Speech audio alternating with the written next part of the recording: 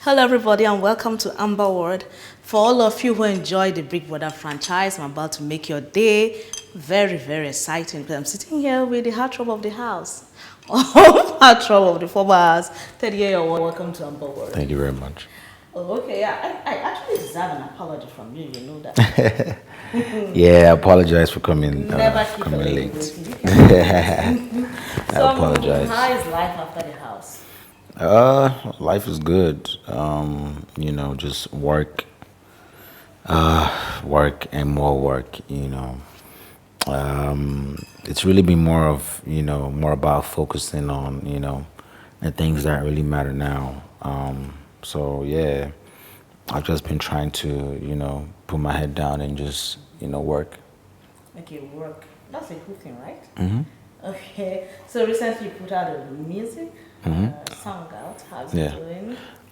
So far so good. I actually have a new song I'm about to drop as well. It's Okay. titled Balance, featuring Iyayam Bisola. I just dropped the pre-order link today, I believe. So yeah, it's going good, and it's not just music, of course. There's acting, there's Yes. modeling, We've seen you a in a lot of couple of stuff. movies. Yeah, Did yeah. you have you always wanted to be in the entertainment world? Of course. I've always wanted to be in entertainment. But when I was a lot younger, that wasn't what I wanted to do. Of course. Yeah, that was what I wanted to do. But as time went on, it just music found me. Like I've said before in a couple of interviews, I was working a regular job. Just going to school, and then suddenly I started going to the studio, and I just started falling in love with it, and it just became I can't do without this thing. Go, this is just what I want to do. Like nothing else is gonna bring me that kind of satisfaction that entertainment gives me. Oh, okay. So that, right before the house, you're already trying to, find your way into the entertainment Yeah, world. before the So how house. Yeah. challenging did you find that? Um, how challenging. It's always challenging because the music industry, is not it's not a joke. No, it's not. Yeah, I call it a pond. Well, it's not even a pond; it's an ocean. So I moved back to Nigeria in 2014, and I started pursuing music in Nigeria. And then I dropped a few songs, but it wasn't really it wasn't really getting the kind of buzz I thought it would get. Okay. So I was like, man, if this is how I'm going to be doing this thing or more, I think it's time to go back to where I'm coming from. And this was 3 years after I came. I realized this because you keep saying, there's time. Before you know, it's 10 years. You haven't done what you want to do.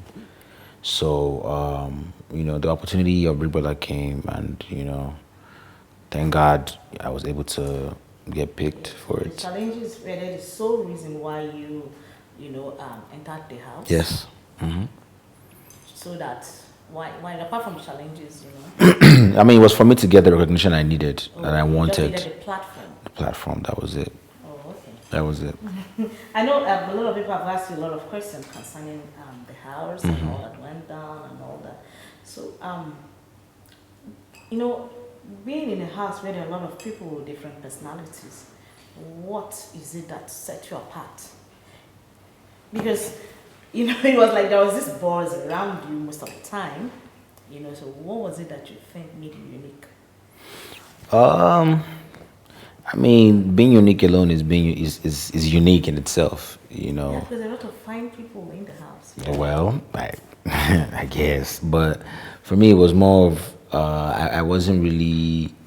I'm not easily swayed by opinion or what people have going on. I always like to stay to myself. I have my own set of principles that I go by. So what inspires you as a person? Uh, I say my the drive to succeed. The drive to wanting to be a better person. The drive to wanting to make a difference. And not wanting to let a lot of people down. Yeah. The family, friends, enemies, just all that. Yeah, pretty much. So when I'm talking about music, because you were in the music, doing the music thing before the house, Yeah. the acting thing came as a surprise. Surprise, yeah? Did you have to go through any kind of training, or did it just come to you? Actually, I didn't have to go through any kind of training. Before the house, I had opportunities of, being a few movies. Oh, okay. Yeah, but then the offers weren't really, it wasn't up, yeah, it wasn't up to scratch. I mean, I was like, this is not really what I want, this is not what I'm trying to do right now, so why try to take, Yeah. and then take my attention away from what I'm trying to do. I'll just wait, if the opportunity comes for something bigger, Yeah. I'll do it, but I'm just trusting God that, when it gets to that time, I'll be able to say, hey, I don't want this amount, this is too small, let's bargain on this. And, it got to a point where, boom, it's not no, come on, collect 40,000, 50,000. Nah, nah, we're not doing But that. now you tell them the price and And yeah, we bargain now. They'll still bargain now. Say, hey, this is what we want. This is what we can give you. But at least it's better than, before. back then. Yeah. So it's been so nice talking to you. Thank you very much. Take a short break, but we'll soon be back. Please don't go away. Hi, my name is DJ Neptune, the baddest DJ ever. Leave it. Hashtag Mr. Greatness. And right now, you're watching me on Amberworld. Welcome back, people. We're still here with your number one heartthrob, Teddy. Yeah, does it surprise you when I say heartthrob? Let me tell you a story. One day, one of my friends visited me in the house, and I'm like, Teddy, he lives over there. I was holding her back from coming to knock. She said, I must go. I was like, please. I said, please don't bring me out. So with me and my sister had to like drag her back. So how do you handle the female fan? Because most of my friends are like crazy, like, are you serious? Sleeps opposite you and all that. So Yeah, I mean, it's crazy, right? yeah, but for me, it's like, it's one of those things, I really I don't take it for granted, Yeah. because at the end of the day, you could be just, the next person next door and no one really, cares that you stay there. Yeah. Sometimes I take walks, sometimes, and people just pull over. Oh, I'm like, yeah, I live here, please, I beg, don't cast me, So, yeah, it's for me, it's just, it keeps me going. It lets me know that I'm doing the right things, I need to just keep it going. And again, it's a motivation Yeah. not to let people down, just keep doing what you're doing. From the house, and after the house, you were in a relationship. We've been hearing rumors. How true are they? What now? What relationship are you talking about? Are you actually asking me that question right now? I don't know. I mean, everyone knows I don't discuss my private life. Oh, okay. I never do. So whatever it is you see on social media, make of it what you will. Take it anyhow you want. Take it anyhow you want. However you want to take it Okay, like that. tell us a little bit about your background. Okay, my background. I come from a very, very little family. Closely knit. Yeah, I have 3 brothers. I don't have a sister. I'm the. Oh, you don't know what you're missing. I have 7 sisters. Wow. Any guys among Yeah, them? 4 brothers. Omo. I want a full blown family. Wow. Okay. So yeah, I don't have a sister. She's actually late. She was a baby when she passed away. So yeah. I grew up in Ikeja, Lagos, of course, and then I went to high school and primary education here. Yeah. Then I moved outside when I was about 16. Of course, I had my junior college in the U.S., Dallas, Texas, and then I had my university education, University of Texas at Arlington. And then, I came back to Nigeria 2014 after I finished school, pretty much kind of, because I graduated about 2012, 2013. But yeah, my first time back in Nigeria was great. After so long, it was different. Everything was different. It was a culture shock. I couldn't even understand why Yeah. people did the things they were doing.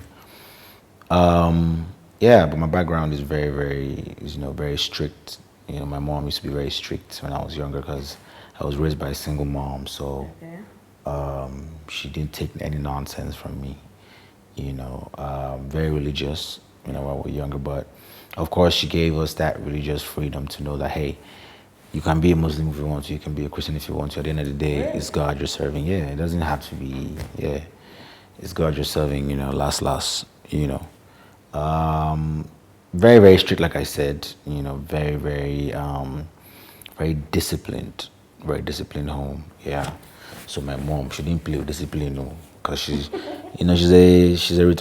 retired now, but she used to be a police officer. So Wow. those kind of parents, they don't play. Yeah. Yeah. So yeah, and I didn't usually have a lot of friends when I was younger. It was more of you're in your room or in the house, your friend or two come over, play with you, they'll go home. I wasn't really going out, outside. My mom would not even allow me to do it, Yeah. because she didn't want me to fraternize with the other kids at the time. But yeah, very, very, not too much happened in my childhood. But yeah, pretty much a lot of things I've learned, is self-taught. What are your real names? Real name is Temitope Oladipo.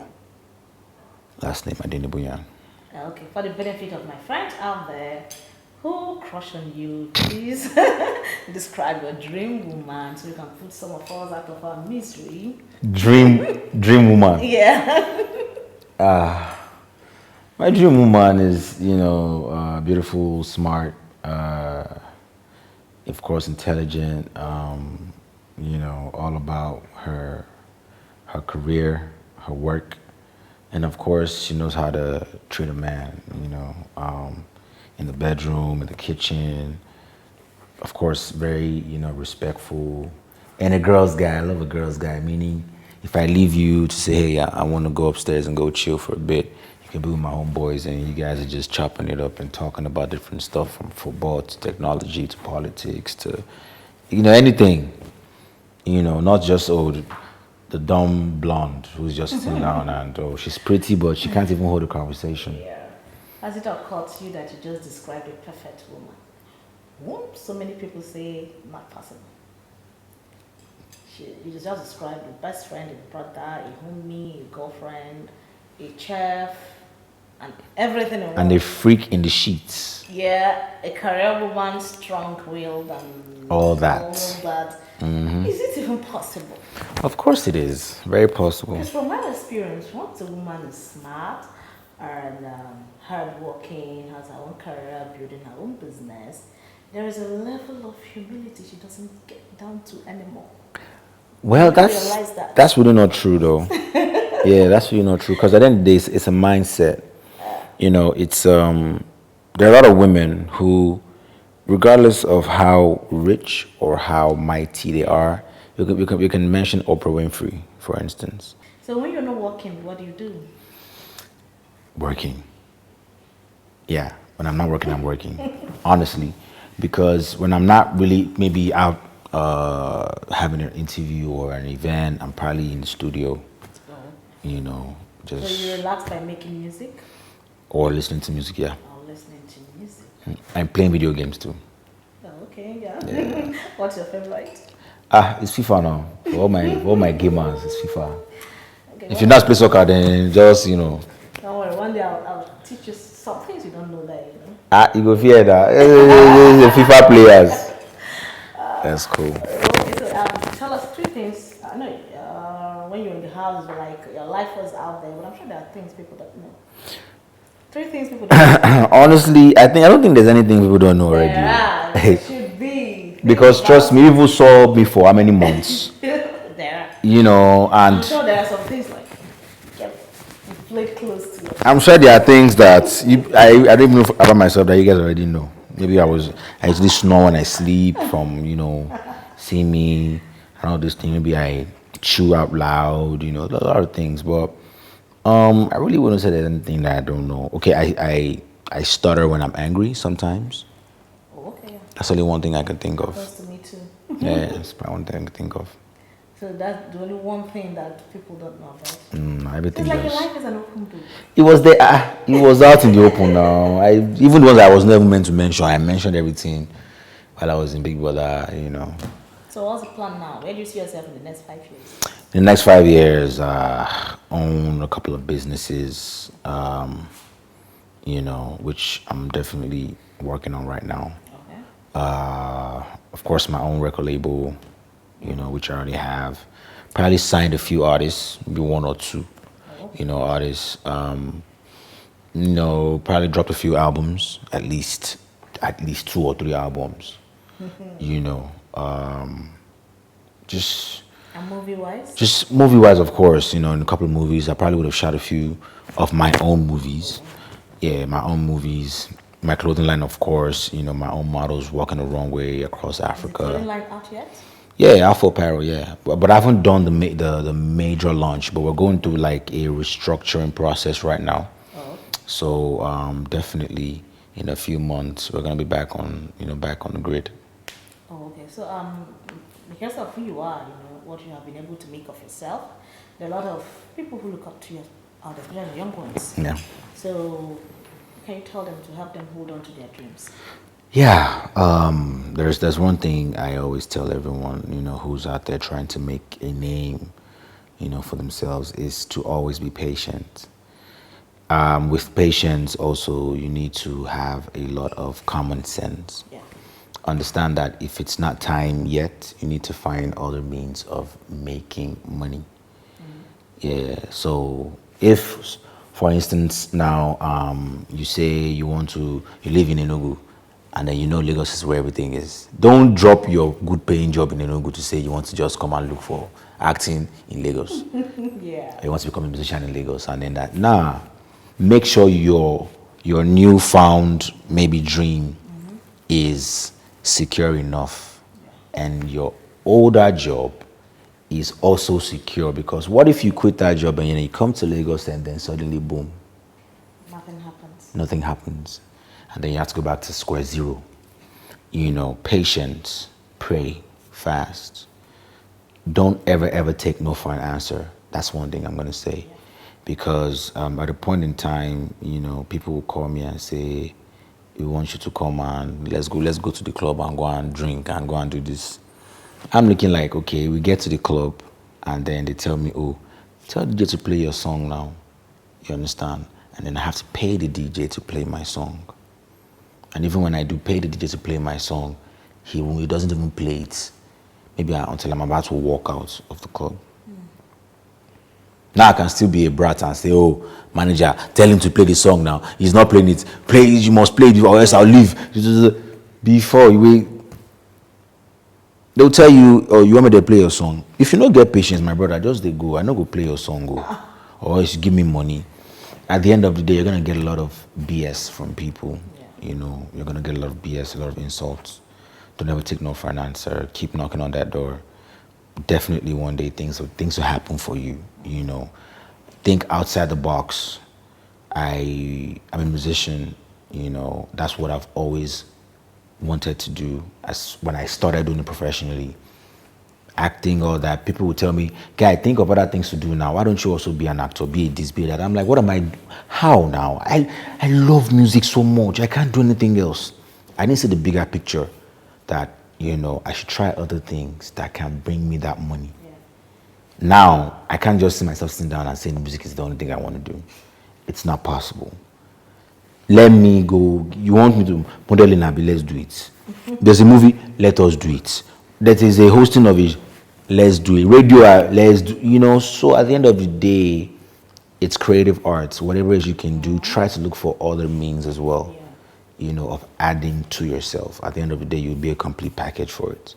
Oh, thank you very much for that. Thank you for having me. Okay, finally, before we go, let's say somehow you're made president of this country.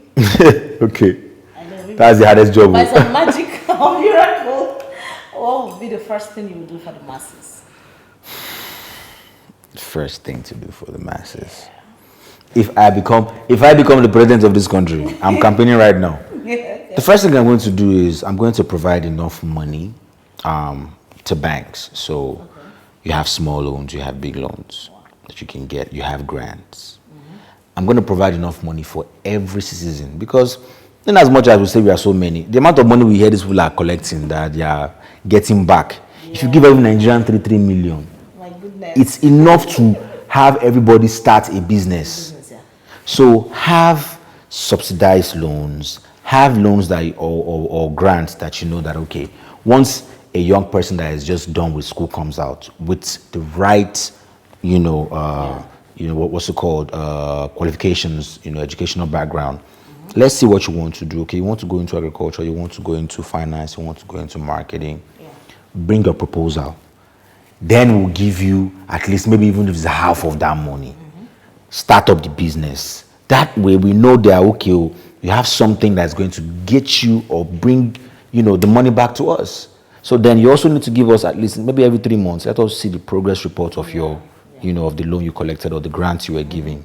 That way, young people right now don't even want to go to school to become doctors anymore. People want to become bloggers. People want to become fashion designers. People want to become all these new things. Nobody wants to be doing. But then for those who want to become doctors, they're all running to Ukraine, running to Nigeria here. We can have situations where there is enough money for people to start up small businesses, to sustain themselves, to go to school, and not just keep waiting on daddy to send money home.